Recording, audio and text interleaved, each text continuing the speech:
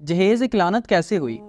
आज बड़े लोगों ने एक सोशल मीडिया पे ना एक तरन्नम चलाया हुआ है, एक ट्रेंड चलाया हुआ है, जहेज एक लानत है। मैं कहता हूँ जहेज लानत कैसे है? आप भी तो किसी बेरोजगार को अपनी बेटी नहीं देते। आप भी तो किसी धोबी, नाई, मोची, दर्जी को अपनी बेटी का रिश्ता नहीं देते। आप भी तो कहते हैं कि गवर्नमेंट नौकरी होनी चाहिए। आप भी तो कहते हैं बैंक बैलेंस होना चाहिए, ग्रीन कार्ड हो तो क्या ही बात है। लड़के वालों का घर ऐसा होना चाहिए, लड़के वालों की इनकम ऐसे होनी चाहिए, लड़के की ज़्यादा बहनें नहीं होनी चाहिए कि खिदमत ना करनी पड़े। आप भी तो ऐसा कहते हैं। तो फिर जहेज एक लानत कैसे हो गई? बारात में इतने लोग आएंगे, 1 लाख का लहंगा होना चाहिए, इतना जेवर होना चाहिए।